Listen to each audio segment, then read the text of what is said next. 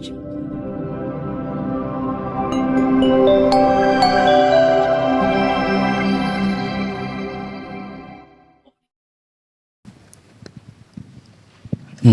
tassa bhagavato arahato sama sambuddhassa. Namo tassa bhagavato arahato sama sambuddhassa. Namo tassa bhagavato arahato sama sambuddhassa. Kicuk Buddha Nakmupadoti. Kemunculan seorang Buddha adalah sulit.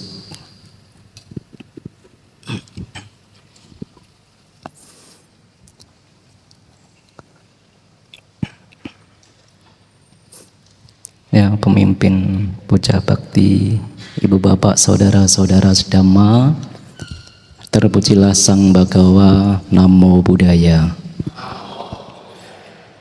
Pada malam hari ini kita bertemu kembali dalam keadaan sehat. Kesehatan adalah suatu keberuntungan, suatu berkah bagi kita, walaupun masih secara sehat secara fisik. Tetapi bagaimanapun juga, sehat secara fisik ini adalah sangat keberuntungan, sangat berharga. Di saat kita melihat sendiri, mungkin ada orang-orang yang sekarang dalam keadaan tidak baik. Berjalan harus menggunakan tongkat. Tetapi kita semua masih memiliki kaki yang kuat. Bukankah ini suatu berkah bagi kita? Kita masih bisa berjalan dari bawah sampai atas, lantai 1 sampai 6.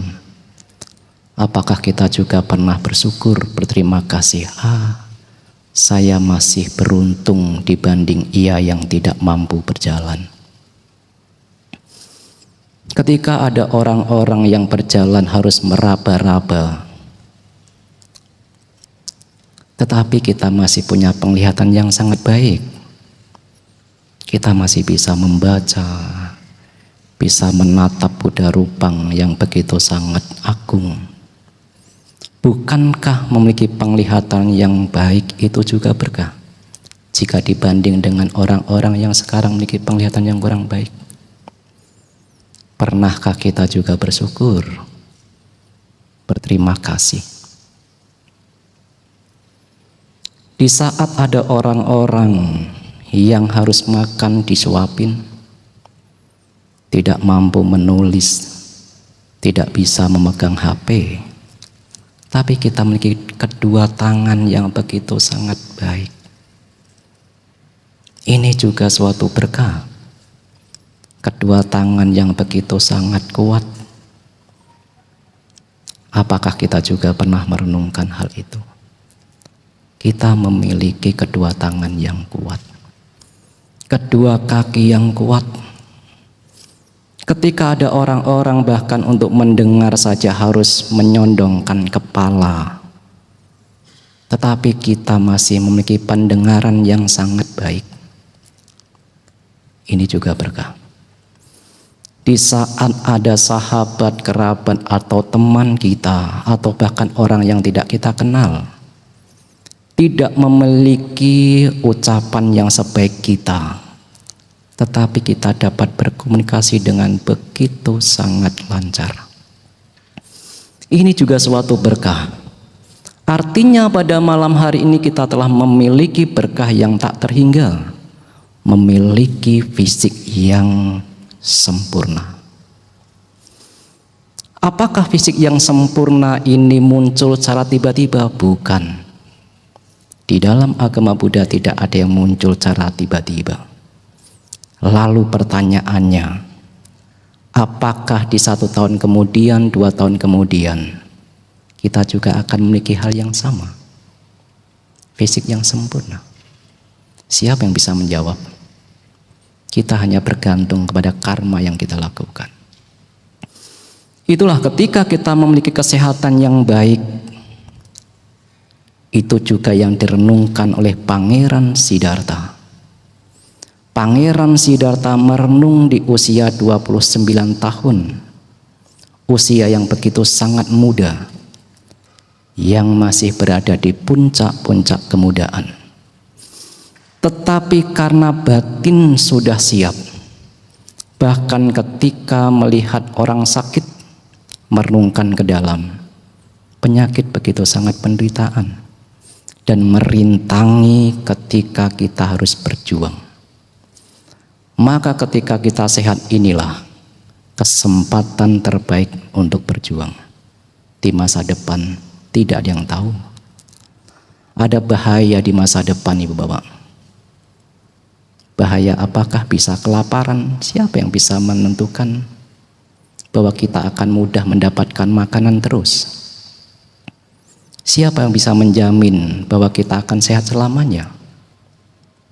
Itu bahaya-bahaya di masa depan. Maka itulah yang menjadi renungan Pangeran Siddhartha. Ketika di usia yang sangat muda, relatif masih muda, merenungkan ke dalam, usia tua adalah penderitaan. Ketika berjalan terhuyun-huyun, ketika pendengaran tidak sebaik ketika masih muda, makan juga tidak semudah ketika masih muda, karena gigi tanggal semua. Orang-orang mungkin akan menyingkirkan, kamu udah tua, pergilah.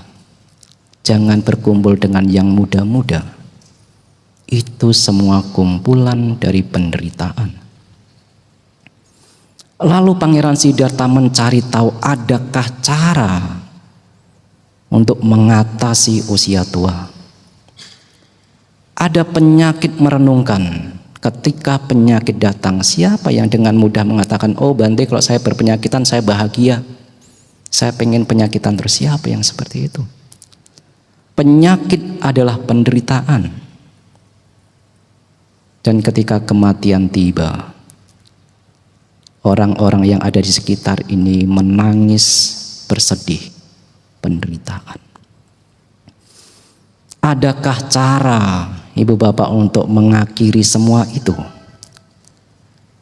Apakah ada cara untuk memadamkan penderitaan karena usia tua, penyakit, dan kematian? Ada, Ibu Bapak. Penderitaan kita menjadi usia tua, penyakit, memiliki penyakit dan kematian, satu sebabnya karena kita lahir. Karena kita lahir inilah kita menjadi tua. Karena kita lahir inilah berbagai macam penyakit telah kita dapatkan. Karena kita lahir inilah akan bertemu dengan orang yang disukai dan berpisah dengan orang yang disayangi juga, dan bertemu dengan orang yang tidak disukai juga, tidak mendapatkan apapun yang diharapkan. Itu kumpulan dari penderitaan. Maka selanjutnya kita akan meruntut, adakah cara agar kita tidak lahir? Inilah yang dicari oleh Sama Sambuddha. Ada cara untuk mengakhiri kelahiran.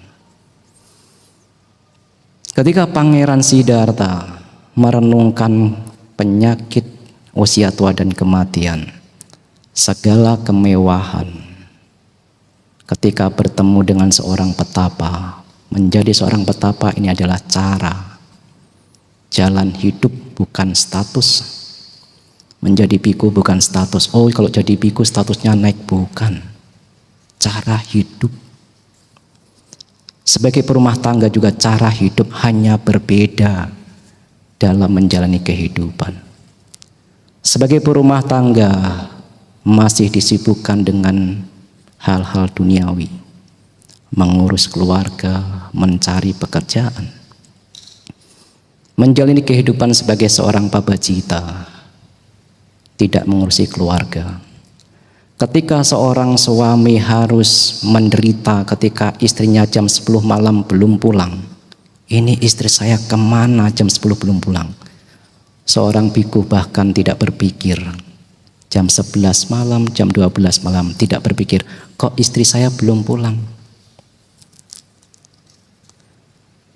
Ketika seorang istri harus bersedih ketika melihat suaminya sakit, seorang biku tidak berpikir sedih karena pasang hidupnya sakit.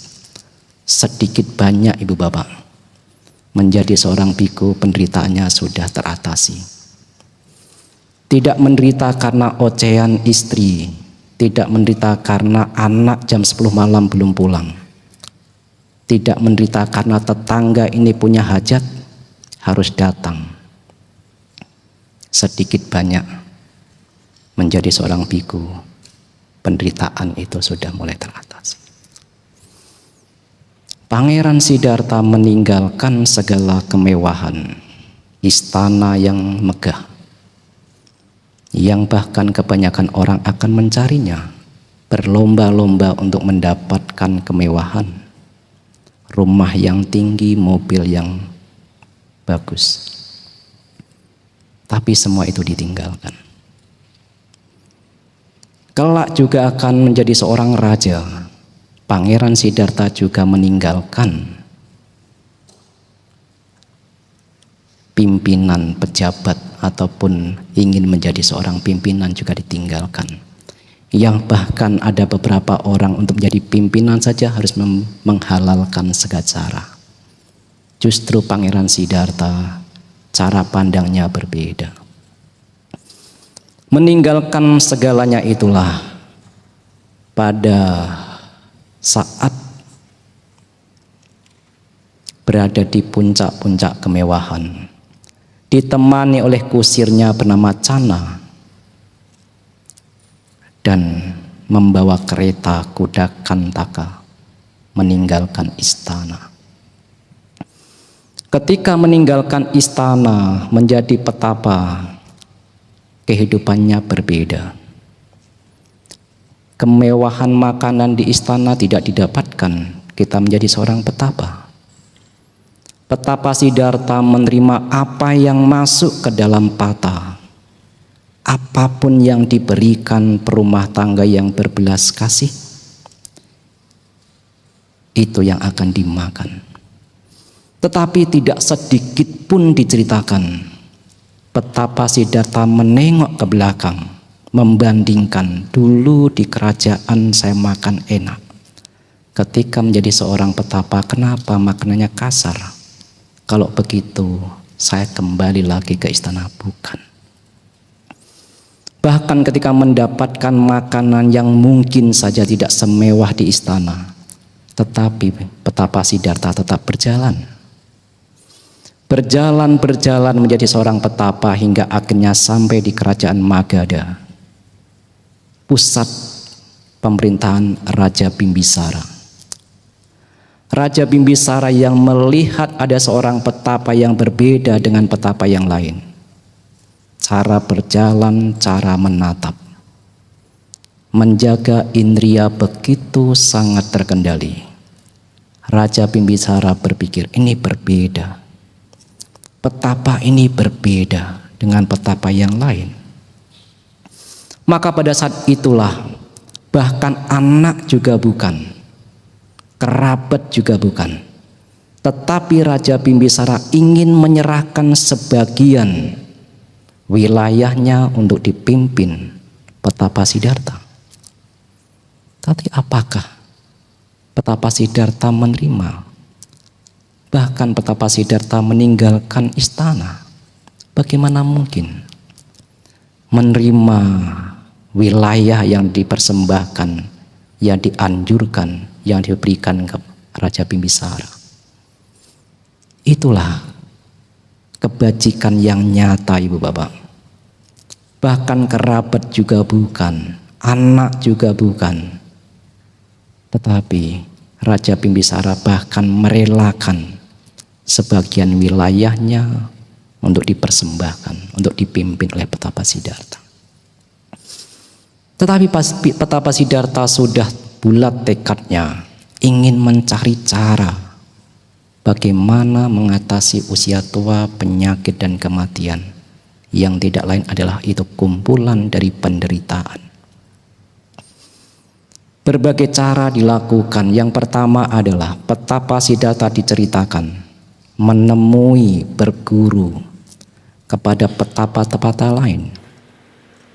Alaraka Lama adalah guru yang dijelaskan di dalam Tipitaka, yang ditemui oleh petapa Siddhartha, berguru, belajar, praktek bersama dengan Alaraka Lama. Tidak butuh waktu lama setelah berpraktek dan praktek. Bahkan petapa Siddhartha mampu mencapai seperti yang dicapai oleh Alaraka Lama. Petapa Siddhartha membuktikan sendiri bahwa apa yang dicapai Alaraka Lama juga sudah saya capai. Ketika menceritakan apa yang dicapai oleh petapa Siddhartha kepada Alaraka Lama, bahkan Alaraka Lama dengan bangga, yuk murid ini dipimpin bersama. Anda separuh, saya separuh. Kalau seandainya murid ada 500, petapa Siddhartha 250, saya 250. Kita menjadi guru. Betapa sangat hebatnya Alaraka Lama. Tidak semua orang mampu berperilaku seperti Alaraka Lama, merelakan murid. Kalau ada ego, bagaimana mungkin? Ini muridku. Bukankah selama ini kebanyakan bagaimana agar kita mendapatkan murid? Bukankah selama ini bagaimana agar kita mendapatkan pengikut sebanyak-banyaknya? Tapi berbeda dengan Alaraka Lama. Alaraka Lama justru membagi sebagian. Itulah keluhuran. Tetapi petapa Siddhartha mampu memahami, ini bukan akhir. Ini bukan akhir dari penderitaan. Ini belum mampu mengatasi penderitaan. Saya harus berjuang. Guru pertama Alaraka Lama pun ditinggal untuk mencari guru yang kedua. Yang selanjutnya, Uddaka Ramaputta adalah guru kedua yang ditemui oleh petapa Siddhartha. Berguru, praktek, belajar dari Uddaka Ramaputta. Bahkan diceritakan petapa Siddhartha mampu melampaui Uddaka Ramaputta. Uddaka Ramaputta ada penjelasan belum mampu mencapai yang seperti yang dicapai oleh petapa Siddhartha. Belum mampu mencapai jana ke-8. Uddaka Ramaputta mendengar ajaran dari ayahnya. Itulah kenapa disebut Uddaka Ramaputta. Puta adalah anak. Ini adalah anak dari Rama. Ada penjelasan seperti itu.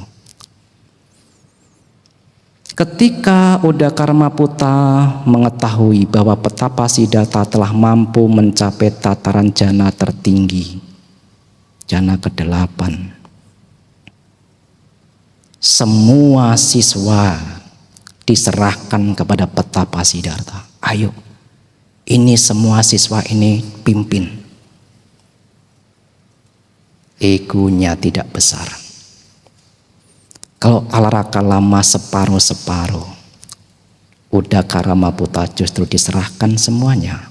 Pimpinlah. Pimpinlah 500 atau berapa banyak murid ini. Tetapi petapa Siddhartha juga mengerti, memahami, ini bukan akhir. Ini bukan akhir dari penderitaan. Pada saat itulah Ibu Bapak, petapa Siddhartha melanjutkan pencarian agar bisa terbebas dari penderitaan, pencarian mulia. Hingga akhirnya dijelaskan sampai di hutan Urwela, petapa Siddhartha mulai menyiksa diri. Di awal-awal diceritakan petapa Siddhartha pernah menyiksa diri dengan tidak bernapas melalui mulut dan hidung. Tidak bernapas, Ibu Bapak. Napas ini tidak boleh keluar. Tetapi apa yang terjadi? Napas ini diceritakan keluar dari telinga. Dari telinga ini begitu sangat sakit telinganya diceritakan. ketika petapa Siddhartha menyiksa diri, praktek tidak bernapas melalui mulut dan melalui hidung. Angin yang ada di dalam tubuhnya keluar melalui telinga. Tetapi ketika merasakan sakit yang luar biasa itu dari telinga, bahkan petapa Siddhartha tidak mengendorkan latihannya. Saya akan praktek tidak bernapas lebih lanjut. Ketika melanjutkan menyiksa diri dengan praktek tidak bernapas, angin yang datang yang dari dalam ini keluar melalui kepala di atas umbun-umbun. Ketika angin itu melalui kepala diceritakan, seolah-olah sakitnya seperti orang yang menusuk dengan pisau yang tajam. Ibu bapak bisa merasakan bagaimana sakitnya. Karena mungkin sulitnya menceritakan sakit itu, sulit menceritakan. Diberi perumpamaan seperti kalau ada membawa pisau ditusuk kepalanya. Seperti itulah sakitnya. Walaupun petapa Siddhartha ini merasakan sakit yang luar biasa di kepalanya, tetapi masih tetap tidak mengendorkan prakteknya. Bagaimana kalau seandainya saya praktek lebih lanjut? Tidak napas melalui mulut dan telinga dan hidung. Maka diceritakan angin itu juga masih keluar melalui kepala. Seolah-olah sakitnya itu ketika ada dua orang yang kuat menarik ikat, kepalanya diikat, ditarik dari kiri kanan oleh kedua orang yang begitu sangat kuat. Seperti itulah sakitnya. Tetapi walaupun mendapatkan sakit yang luar biasa itu, petapa Siddhartha tidak mengendorkan, tidak berhenti untuk praktek, melanjutkan praktek tidak bernapas. Pada saat itulah angin ini muncul dari perut, seolah-olah perutnya ini karena rasa sakitnya ditusuk-tusuk seperti tombak, seperti pisau. Tetapi itu juga belum mampu, ibu bapak, belum mampu mencapai. Tidak mengendorkan menyiksa diri, petapa Siddhartha melanjutkan, bagaimana kalau seandainya saya praktek tidak makan sama sekali? Petapa Siddhartha berpikir, ibu bapak, bagaimana kalau seandainya saya ini praktek tidak makan sama sekali? Ketika petapa Siddhartha mengungkapkan akan praktek tidak makan sama sekali, sekelompok dewa datang yang mengetahui, jangan lakukan itu petapa Gotama. Kalau petapa Gotama praktek tidak makan sama sekali, kami para dewa akan menyuntikkan makanan surgawi ke pori-pori tubuh petapa Siddhartha. Mendengar pernyataan dewa tersebut, petapa Siddhartha merenung. Kalau saya menyatakan praktek tidak makan sama sekali, saya mengatakan saya ini loh praktek tidak makan sama sekali, tapi ada dewa yang menyuntikkan atau memberikan makanan surgawi ke tubuh saya, artinya saya berbohong. Kalau saya menyatakan bahwa saya ini praktek tidak makan sama sekali, tapi ternyata ada para dewa yang memasukkan makanan dan saya mengetahui bahwa dewa itu memasukkan makanan, berarti saya berbohong. Oleh karena itulah petapa Siddhartha menyingkirkan para dewa, tidak perlu. Saya akan makan tetapi sedikit. Demi tidak berbohong, ibu bapak. Itulah kejujuran seorang bodhisatta. Bahkan rela untuk tidak makan makanan surgawi demi menjaga kejujuran. Tetapi entah berapa banyak yang kita telah lakukan, berbohong demi mendapatkan makanan. Berbeda cara batin kita dengan seorang bodhisatta. Tegak teguh dalam menjaga kejujuran. Kita kadang masih jatuh dalam menjaga kejujuran. Ketika petapa Siddhartha hanya makan sedikit, diceritakan tubuh ini menjadi kurus kering. Tubuhnya yang bersinar kembali meredup. kulit dari depan perut ini kalau disentuh ibu bapak bisa sampai ke belakang. Itu karena saking kurusnya. Ibu bapak mungkin pernah melihat sampai dibuat patung ketika betapa Siddhartha menyiksa diri. Kebetulan kalau ada yang ke Mendut, ada patung di Mendut. Menyiksa diri, patung betapa Siddhartha ketika menyiksa diri, kurus kering. Itu yang dilakukan oleh betapa Siddhartha. Menyiksa diri sampai perut tubuhnya kurus kering. Pada saat itulah sekelompok dewa yang melihat ketika betapa Siddhartha kurus kering dan jatuh karena mungkin sudah tidak punya tenaga, pingsan. Sekelompok dewa mengatakan, oh betapa Gotama sedang meninggal, sudah mati. Maka sekelompok dewa ini yang punya pemikiran bahwa betapa Siddhartha ini sudah meninggal, sekelompok dewa ini terbang ke istana Raja Suddhodana dan bercerita, oh Baginda Raja, anak Anda betapa Siddhartha telah meninggal. Raja Suddhodana berkata, apakah anak saya meninggal setelah mencapai kesucian ataukah sebelumnya?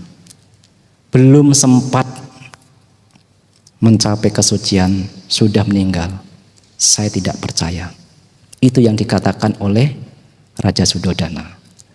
Di suatu ketika ibu bapak, dengan pernyataan ini, setelah Sama Sambuddha mencapai pencerahan sempurna, setelah diundang oleh Raja Suddhodana untuk kembali ke istana, ungkapan ini diceritakan kembali oleh Raja Suddhodana kepada Sang Buddha. Dulu ketika dalam perjuangan, oh Sang Bhagawa, saya didatangi oleh sekelompok dewa. Sekelompok dewa itu mengatakan bahwa Anda, Sang Bhagawa, telah meninggal. Sang Buddha hanya berkata, apakah Baginda percaya? Saya tidak percaya.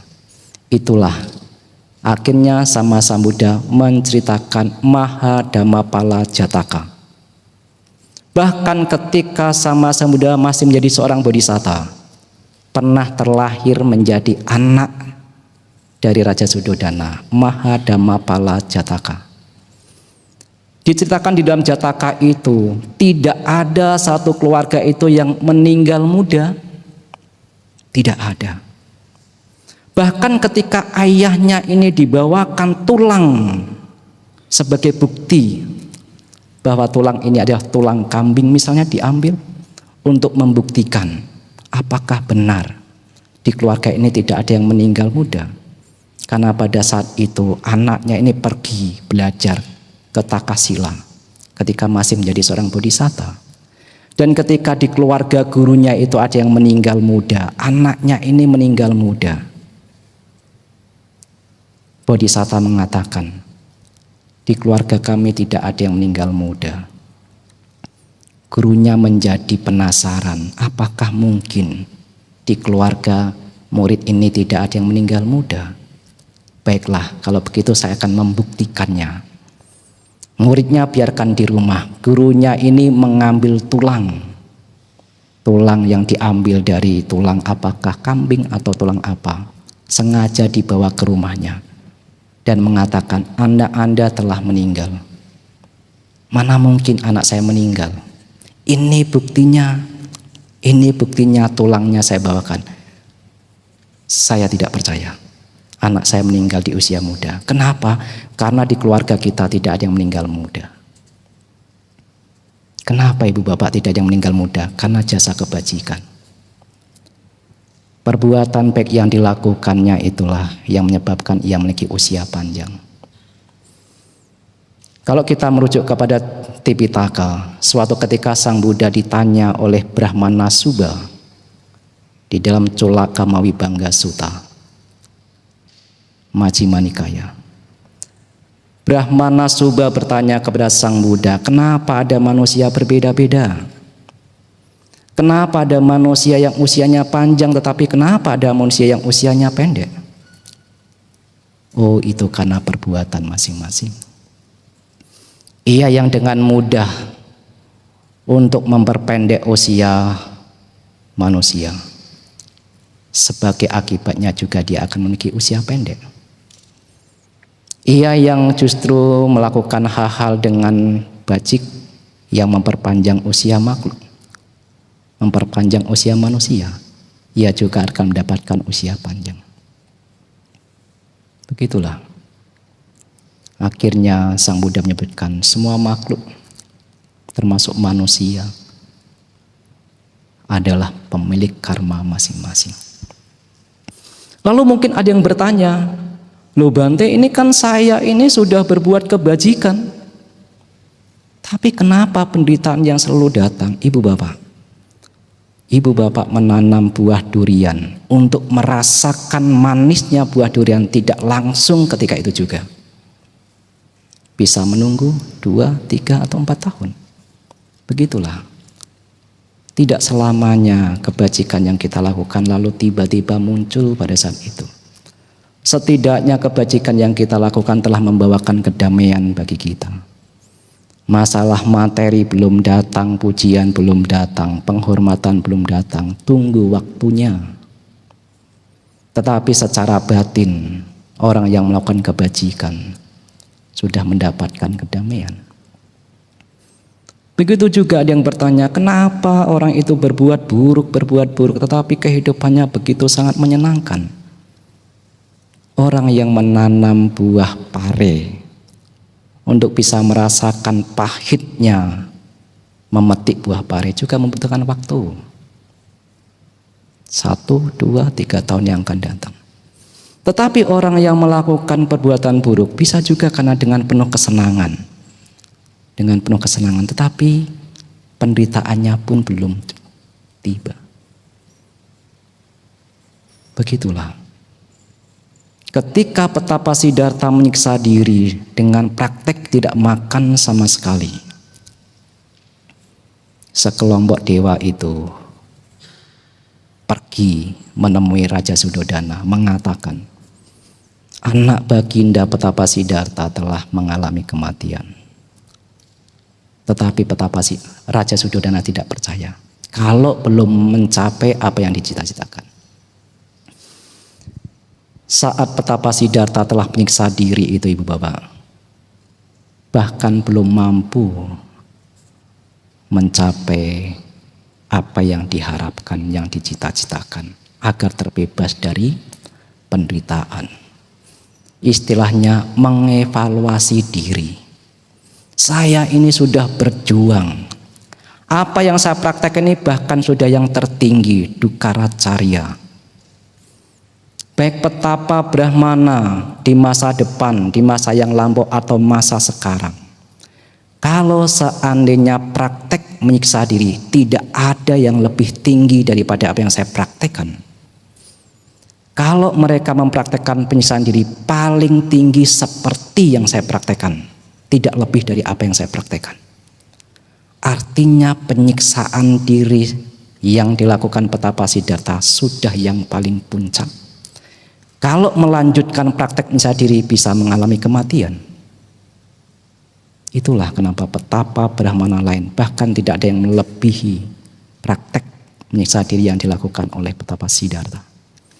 Kalaupun ada yang mempraktekkan tidak lebih tinggi daripada apa yang dipraktekkan, setara. Dukkaracarya, praktek menyiksa diri. Tetapi walaupun sudah menyiksa diri itu, Petapa Siddhartha belum mampu mencapai padamnya penderitaan. Mencari tahu kenapa saya belum mampu mencapai. Akhirnya ingat ketika masih kecil, ketika diajak untuk pesta membajak, ada pesta di masa itu karena mungkin selesai panen, untuk bersenang-senang ada upacara membajak. Pada saat itulah Pangeran Siddhartha juga diajak yang masih usia sangat kecil, mungkin usia 7 tahun atau berapa, masih pangeran kecil. Diajak ketika para dayang-dayang ini yang merawat, yang menjaga, meninggalkannya. Petapa Siddhartha hanya duduk di bawah pohon jambu diceritakan. Pada saat duduk di bawah pohon jambu itulah petapa Pangeran Siddhartha mampu mencapai jana pertapa. Objeknya adalah napas. Maka agar tidak ada yang bertanya jana, saya akan menjelaskan sedikit sebagai sebagai awal agar nanti ini. Apa itu jana samadhi? Di dalam Tipitaka dijelaskan, wiwicewa kamehi wiwica akusalehi damehi sawitakang sawicarang wewe kajang piti sukang patamang janang upasampaja wiharati. Lengangnya pikiran kita dari kama kesenangan indrawi, akusala pikiran-pikiran yang buruk. Lengang artinya kita tidak muncul pikiran-pikiran buruk, termasuk kesenangan indrawi, termasuk pikiran-pikiran buruk. Mudahnya adalah ketika pikiran lengang dari panca niwarana, kama canda biapada, udaca kukuca, tinamida dan wicikica, itulah jana. Saya sudah batasi di depan agar nanti pertanyaannya tidak berbeda. Mendapatkan kebahagiaan Ibu Bapak, ada piti, ada kegiuran, ada suka, ada kebahagiaan. Karena pikiran ketika lengang dari hal-hal buruk, pikiran-pikiran buruk yang muncul adalah kusala. Pikiran-pikiran bajik, misalnya meta, karuna, pikiran-pikiran bajik. Ketika pikiran-pikiran bajik muncul itulah ada kebahagiaan, ada sukacita. Itu pencapaian jana. Dan petapa Siddhartha ingat, oh dulu ketika saya kecil, saya pernah mencapai jana itu di bawah pohon jambu. Lalu kenapa saya takut akan kebahagiaan itu? Jadi ada pemikiran di masa itu, padamnya penderitaan hanya bisa dicapai dengan menyiksa diri, bukan dengan menutupi kebahagiaan. Bukan dengan menutupi kebahagiaan. Maka itulah kenapa di awal-awal petapa Siddhartha mungkin takut akan kebahagiaan yang muncul justru dari lengangnya pengotor batin. Tapi justru itu menjadi kondisi baik untuk berlatih selanjutnya. Maka petapa Siddhartha berkata, saya tidak perlu takut. Kebahagiaan itu muncul bukan karena pikiran buruk, bukan diserai dengan kesenangan indrawi, tapi justru kebahagiaan itu muncul karena lengangnya pikiran dari hal-hal buruk.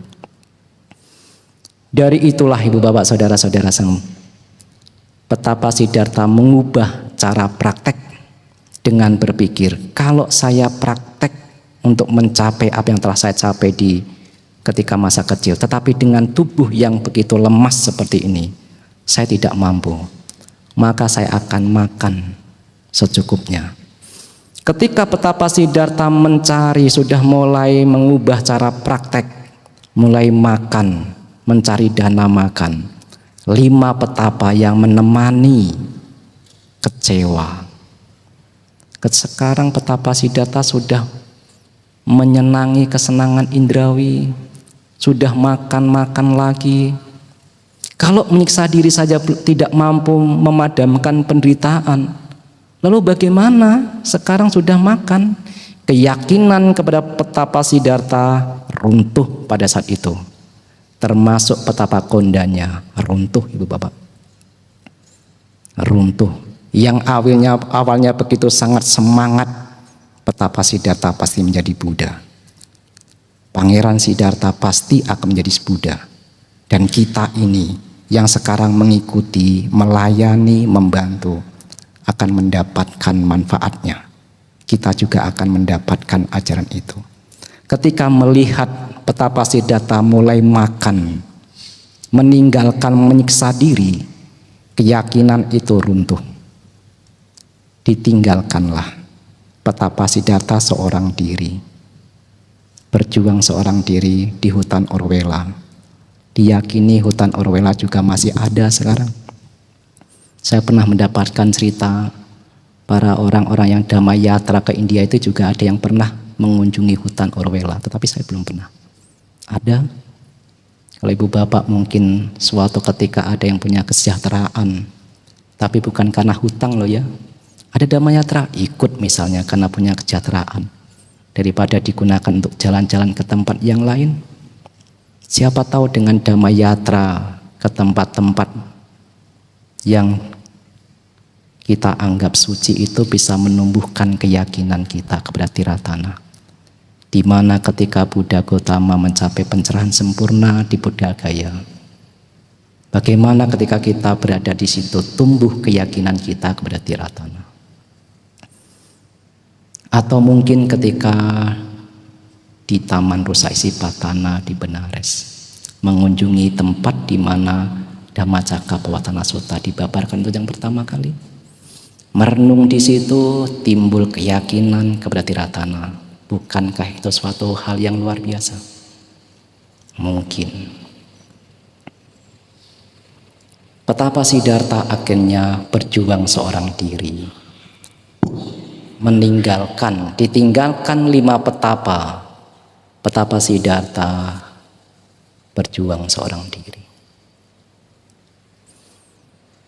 Ada seorang rumah tangga bernama Sujata. Sujata ini diyakini yang mempersembahkan bubur madu payasa. Ibu bapak juga kalau ke India biasanya akan ditunjukkan. Ini loh rumah Ibu Sujata. Diyakini disitulah rumah Ibu Sujata. Pada saat itu diceritakan rumah tangga Ibu Sujata ini punya kaul, punya harapan ketika masih seorang gadis. Berdoa di depan pohon yang besar sambil berharap, nanti kalau saya mendapatkan suami yang setara, juga memiliki seorang putra, saya akan mempersembahkan. Apakah setiap bulan purnama di bulan Waisak. Dan ketika Petapa Siddhartha sedang duduk di pohon tersebut, Ibu Sujata ini meminta kepada pelayannya, bersihkan tempat pohon itu. Hari ini kita akan memberikan persembahan. Ketika pelayan pembantu Ibu Sujata mendatangi pohon yang besar itu, ingin membersihkan, Petapa Gautama sedang duduk. Ketika sudah makan di waktu-waktu yang lain, tubuhnya pulih kembali, tubuhnya bersinar kembali.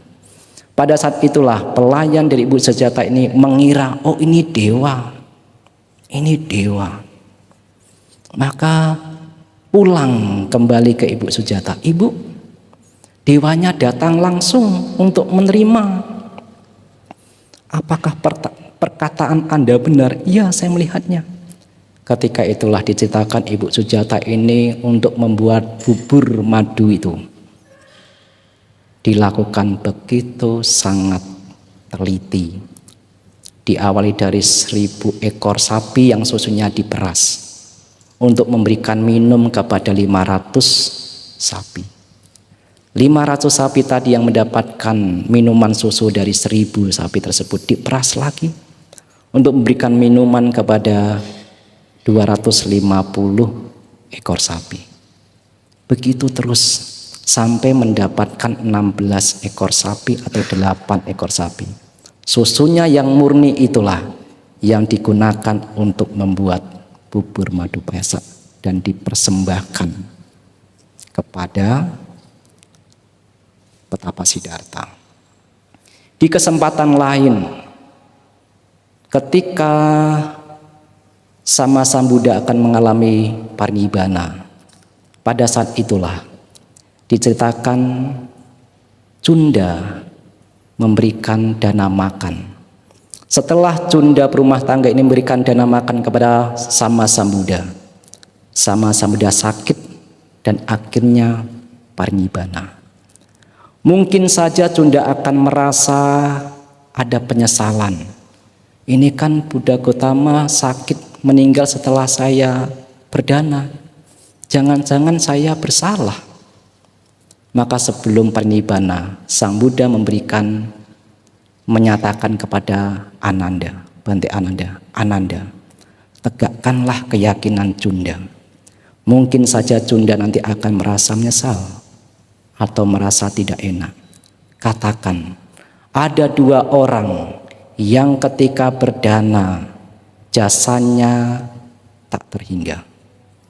Seperti banyaknya air di samudera. Berapa banyak air di samudera? 500 galon, 1000 galon. Kita tidak bisa menghitung. Seperti itulah. Ada 2 jenis manusia ini ketika berdana jasanya tak terhingga. Yang pertama, orang yang ketika berdana makan dan setelah itu yang menerima ini mencapai sama sambuddha. Itu jasa kebajikannya tak terhingga. Itulah Ibu Sujata.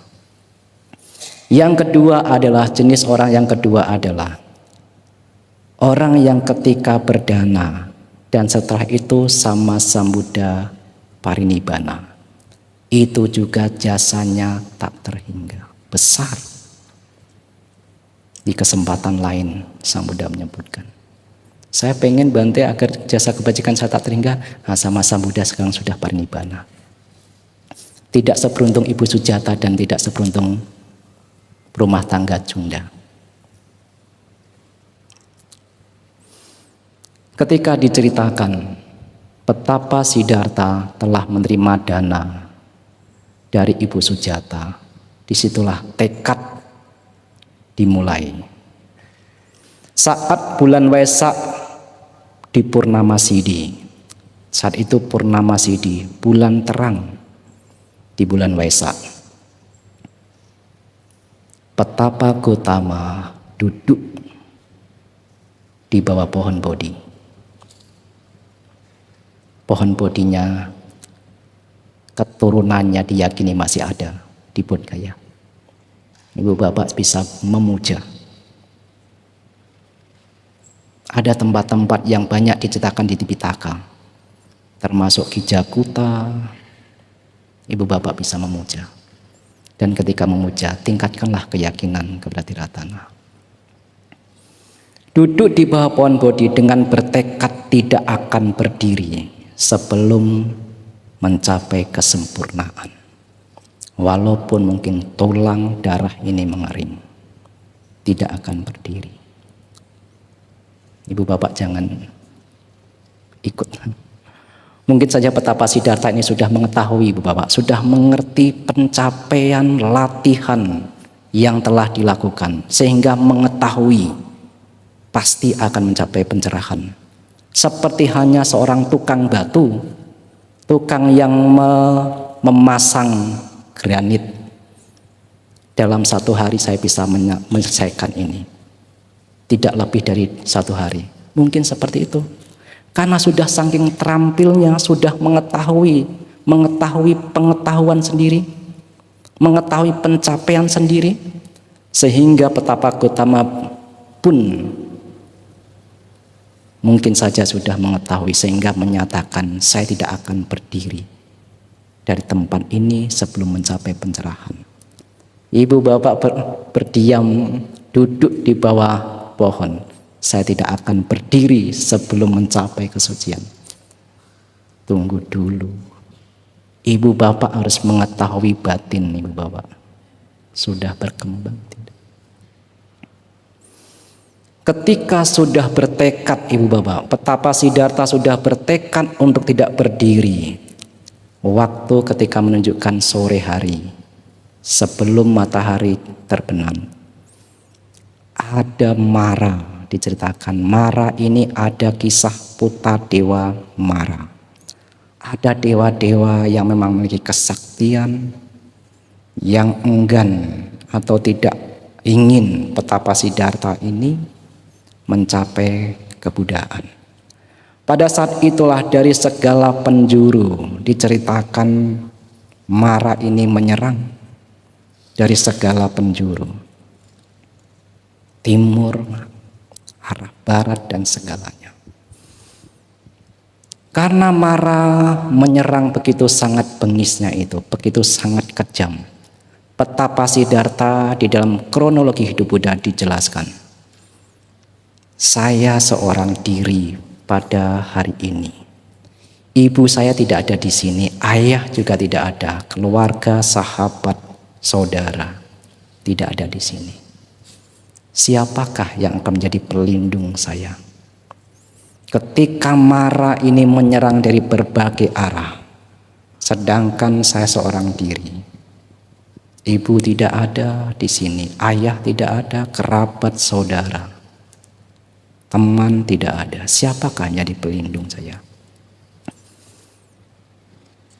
Petapa Siddhartha merenung, parami yang telah saya sempurnakan di banyak kelahiran. Ada dana parami, sila parami, nekama parami, panya parami, kanti parami, wirya parami, saca parami, aditana parami, meta parami, dan upeka parami. 10 parami yang telah disempurnakan di banyak kehidupan sebagai seorang bodhisatta, itulah yang menjadi pelindung.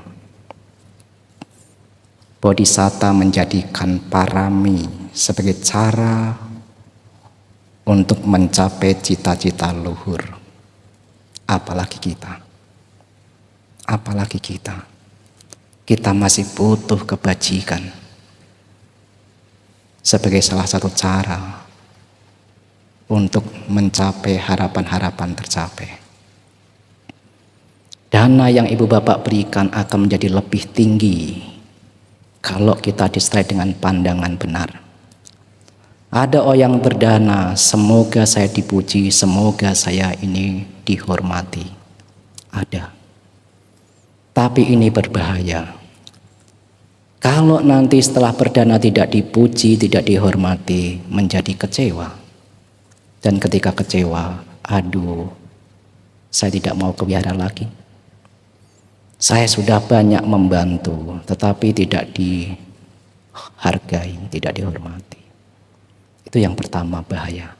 Tentu orang yang berdana jauh lebih baik daripada yang tidak berdana.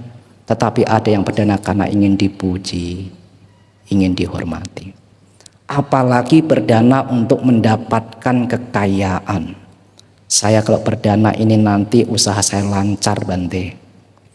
Nanti kalau usahanya tidak lancar, kecewa lagi. Udahlah, saya tidak cocok berada di agama Buddha. Kecewa. Ada bahaya. Atau yang kedua, ada yang berdana karena ingin terlahir di alam dewa, alam surga. Tentu ini lebih baik daripada yang pertama. Tentu. Tetapi bagaimanapun juga, di alam dewa itu kekal atau tidak kekal, ibu bapak? Tidak kekal. Kalau jasa kebajikan yang kita lakukan telah selesai, kita akan lahir sesuai dengan jasa kebajikan karma yang kita lakukan. Jasa kebajikan yang kita lakukan ini ada masanya, ibu bapak. Seperti halnya kalau saya memberikan perumpamaan.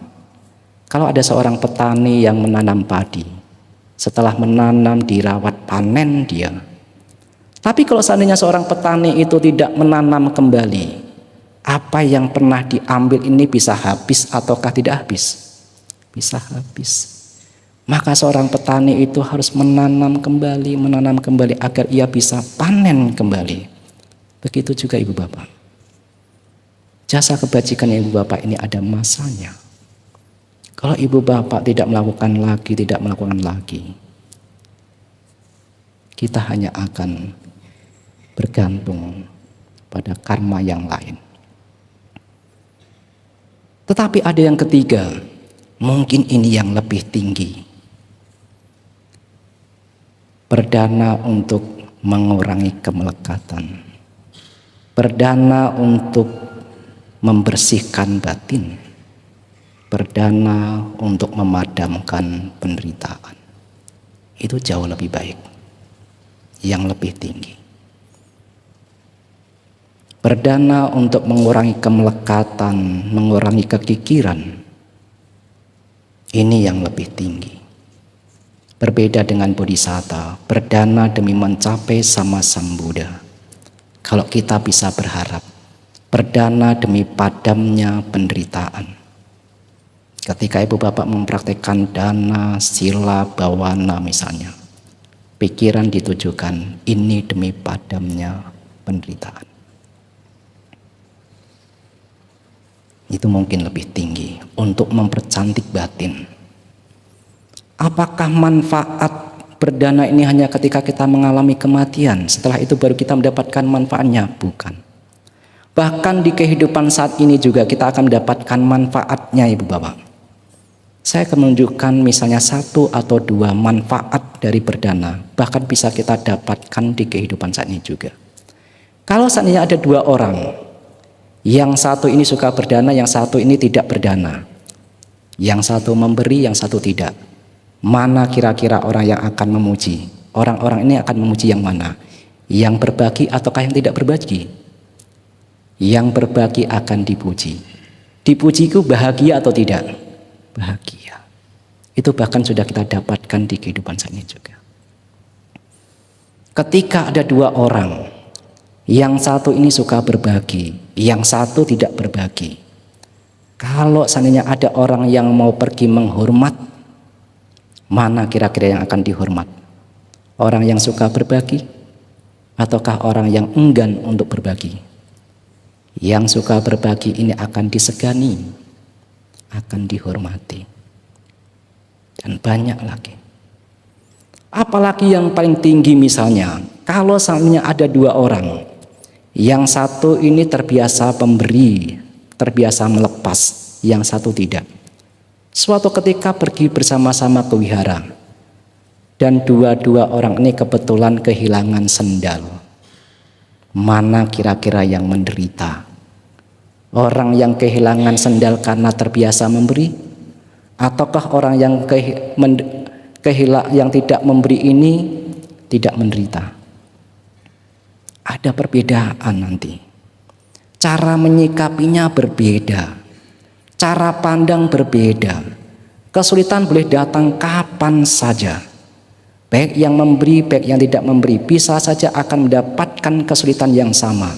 Tetapi cara pandang untuk menghadapi persoalan hidup itu yang berbeda. Jangan berharap berdana agar bisa terbebas dari kesulitan. Mana mungkin? Bukankah Sang Buddha sudah menyatakan kadang juga rugi, kadang juga untung. Kadang juga dicela, kadang juga dipuji. Tidak ada satupun orang yang hidupnya selalu dipuji selamanya. Bahkan orang yang sudah mencapai kesempurnaan sama Sang Buddha juga pernah dicela. Bahkan pernah difitnah. Bahkan yang lebih parah ingin dibunuh oleh siswanya sendiri, Bante Dewadatta. Kalau kita berpikir berdana adalah untuk menyingkirkan segala kesulitan hidup, kita bisa kecewa. Ujung-ujungnya nanti, saya sudah banyak berdana kok masih sulit. Tetapi nanti kita akan bisa, cara pandang kita akan berbeda. Cara menghadapi kesulitan hidup itu lebih penting agar kita tidak terseret kepada penderitaan. Ketika Petapa Siddhartha merenungkan bahwa 10 parame yang telah saya praktekkan di banyak kehidupan sebagai seorang bodhisatta itulah yang akan menjadi pelindung saya, yang akan membawa tercapainya harapan-harapan saya. Ketika bumi menjadi saksi, ditunjuk menjadi saksi, diceritakan bumi ini bergemuruh, tidak tahu bagaimana maknanya. Tetapi setelah menyatakan itu, Mara ini pergi tunggang langgang. Dan Petapa Siddhartha akhirnya dengan praktek dilanjutkan. Pada malam itu saat purnama Sidhi di bulan Waisak, satu malam terbagi menjadi 3 jaga, 3 waktu. Yang pertama adalah jaga pertama, ada penjelasan jam 6 sore sampai jam 10 malam. Pada saat Petapa Siddhartha duduk di bawah pohon Bodhi, pada saat itulah betapa Siddhartha mampu mengingat banyak kelahirannya sendiri, yang disebut Pubeni Wasanusati Jnana, pengetahuan untuk mampu melihat kelahiran sendiri di masa yang lampau. Dulu saya lahir di sini, meninggal di sini. Setelah itu lahir di B, meninggal di sana. Begitulah. Akhirnya banyak kehidupan bodhisattva yang mampu dilihat itu dicatat ke dalam Jataka. Itu adalah kelahiran di masa yang lampau. Itu jaga pertama. Betapa Siddhartha mampu melihat kelahiran masa lampaunya. Apa maknanya? Pubeni Wasanusati Jnana. Inilah samsara, ibu bapak. Tidak ada ujungnya. Lahir meninggal, lahir meninggal, lahir meninggal. Itu diketahui betapa Siddhartha. Ini tidak berujung kehidupan ini. Samsara, lingkaran yang tidak pernah terputus. Karena banyaknya kehidupan yang telah dilalui, suatu ketika setelah mencapai kesempurnaan, Sang Buddha menyatakan, "Oh para biku, karena aku dan kalian tidak mampu menembus 4 kebenaran Arya, entah berapa kali kita telah lahir meninggal. Andai saja air mata yang kita keluarkan ini karena berpisah dengan yang kita cintai, ayah, ibu, atau yang lain, atau berpisah dengan orang yang kita tidak sukai, air mata yang kita keluarkan kita tampung melebihi di 4 samudera raya." Banyaknya, ibu bapak pernah melampung air mata? Dari kecil sampai dewasa, Bante, saya ingin membuktikan berapa banyak air mata yang saya kumpulkan. Ada tidak kira-kira 1 ember? Ini 4 samudera raya, melebihi itu. Sudah tidak tahu berapa kali kita telah lahir meninggal. Itu diketahui oleh betapa Siddhartha. Inilah samsara, tak berujung. Lahir mati, lahir mati. Membuktikan samsara. Melanjutkan meditasi di jaga kedua, jam 10 sampai jam 2 pagi, dibacaku Jnana, atau juga disebut Cutu Papata Jnana, mata dewa. Betapa Siddhartha mampu melihat semua makhluk yang lahir ini karena perbuatan masing-masing. Itulah karma. Diketahui betapa Siddhartha ketika jaga kedua. Ada manusia yang lahir begitu sangat mudahnya dimuliakan, itu juga karena perbuatannya. Ada manusia juga yang lahir rendah di masyarakat, itu juga karena perbuatannya. Ini diketahui betapa Siddhartha di jaga kedua, dibaca Jnana, Cutu Papata Jnana. Mampu memahami, mampu mengerti.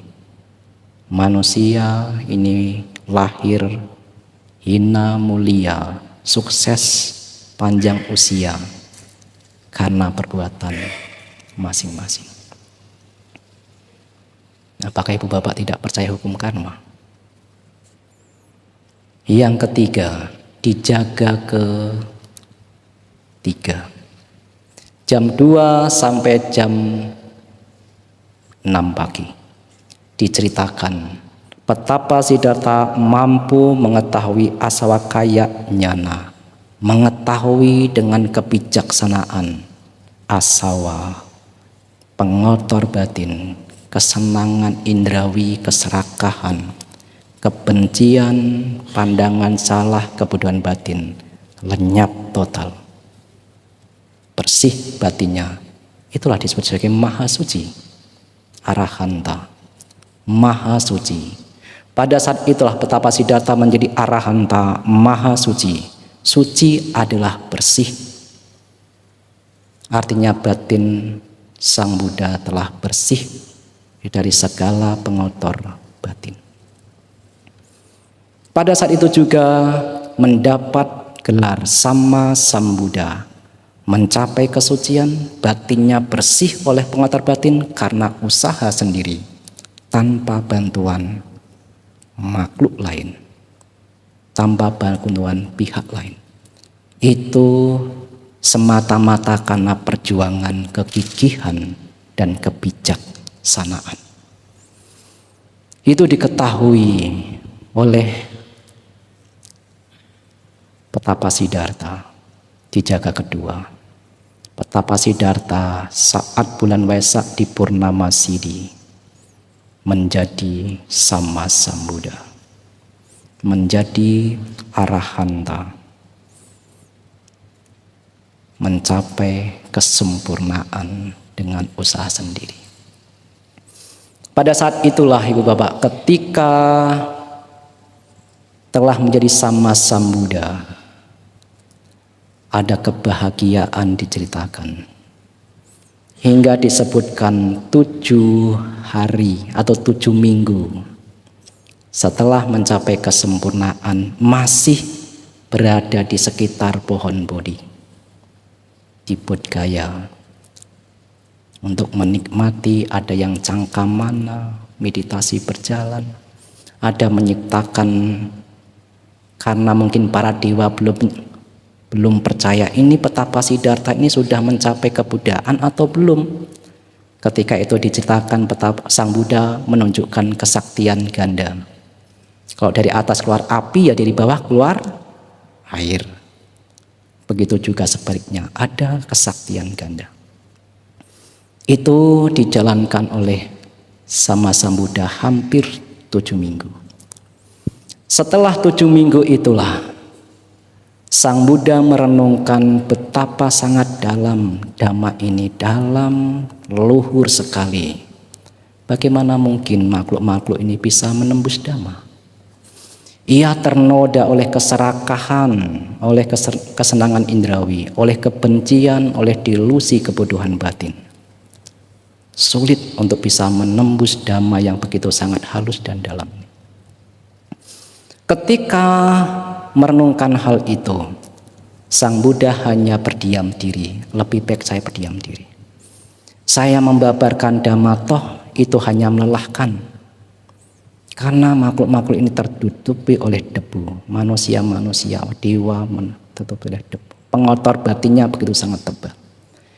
Itulah kenapa lebih condong untuk berdiam diri daripada lelah. Lalu untuk mempermudah saya Ibu Bapak, kadang saya merenungkan seperti ini.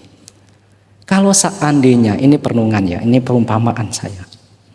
Kalau seandainya ada seorang anak ini lahir, sejak lahir ini buta, dewasa buta, dan setelah itu ada dokter yang datang mengecek, meneliti, oh ini penyakitnya parah, sudah tidak mampu lagi diobati. Kira-kira dokter itu akan berusaha untuk mengobati ataukah ya sudahlah daripada saya lelah, ini tidak mampu diobati, dia akan berusaha tetap mengobati ataukah berdiam diri? Kira-kira seperti itulah. Ketika mengetahui pasien ini tidak akan sembuh,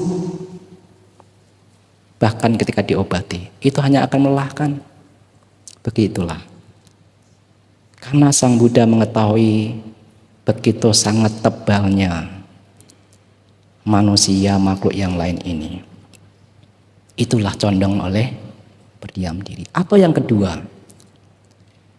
memang berharap agar Brahma ini datang untuk memohon. Karena Brahma di masa itu menjadi yang paling dihormati. Kalau saatnya Brahma ini memberikan penghormatan, memohon agar Sang Buddha membabarkan Dhamma, itu mungkin akan memudahkan ketika Sang Buddha membabarkan Dhamma. Oh, yang saya puja saja menghormat kepada Sang Buddha, maka saya pun layak untuk mendengarkan Dhamma. Seperti itulah alasan yang kedua. Maka ketika Brahma Sahampati seperti yang Ibu Bapak baca tadi, turun ke bumi diceritakan, memohon, mengetahui bahwa ada makhluk-makhluk yang memiliki sedikit debu di mata mereka, keserakahan, kebencian, ketidaktahuan ini hanya sedikit.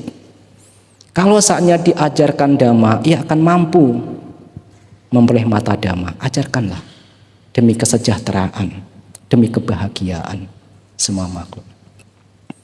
Ketika itu dengan mata Buddha, sama Sambuddha melihat ke segala penjuru dan menyatakan, ya, ada makhluk yang hanya memiliki debu di matanya. Memberikan perumpamaan ada 4 jenis manusia. Yang pertama adalah Ugati Tanyu. Ia begitu sangat terampil. Ia sedikit saja debunya. Diibaratkan seperti bunga teratai yang sudah berada di permukaan air.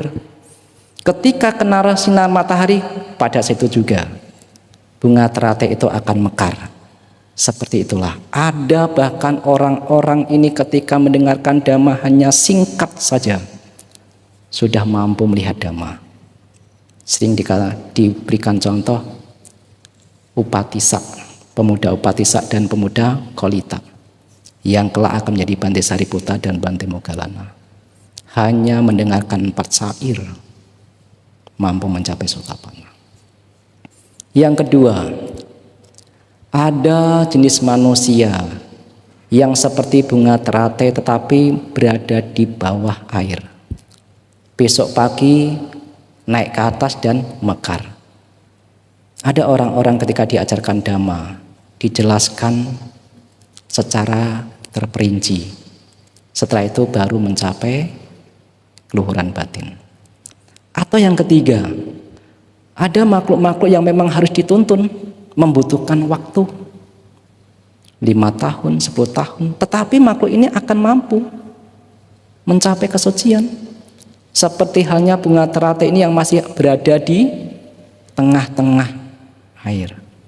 Lama-lama akan tumbuh dan akhirnya mekar juga. Atau yang keempat, ada makhluk-makhluk orang ini yang seperti bunga teratai yang tumbuh besar, meninggal di dalam air. Tidak akan mampu mencapai kesucian. Walaupun dibimbing, walaupun dituntun, pasien ini sulit untuk mendapatkan keluhuran batin. Tetapi tetap mendapatkan manfaat di masa yang depan. Ketika Sang Buddha sendiri mengetahui bahwa ada makhluk-makhluk yang memiliki sedikit debu, disitulah akhirnya dhamma ini dibabarkan. Beruntunglah kita sekarang. Pertama kali yang dituju adalah Alarakalama, gurunya. Ini bijaksana Alarakalama. Kalau mendengarkan dhamma akan mampu mendapatkan keluhuran batin. Mampu melihat dhamma. Sekelompok dewa datang. Oh, 7 hari yang lalu Alarakalama sudah mengalami kematian. Kerugian. Sang Buddha menyebut adalah kerugian. Kerugian bagi Alarakaputa, guru yang kedua. Udakaramuputta juga bijaksana. Kalau diajarkan dhamma, mampu mencapai keluhuran batin, mampu melihat dhamma. Lagi-lagi, oh kemarin malam Udakaramuputta sudah meninggal. Kerugian. Akhirnya sama Sang Buddha melihat 5 petapa yang pada saat itu telah banyak membantu merawat, mencarikan air ketika menyiksa diri, menunggu. Ia telah banyak membantu. Petapa 5 petapa itu telah banyak membantu. Begitulah sama Sang Buddha. Akhirnya diputuskan dhamma akan diputar oleh pertama kali Sang Buddha kepada 5 petapa. Dhammacakkappavattana Sutta. Pada saat itulah kesempatan untuk bisa melihat dhamma terbuka lebar. Sekarang pertanyaannya, bagaimanakah cara kita agar juga bisa memadamkan penderitaan? Besok dilanjut, sudah jam 9. Terima kasih.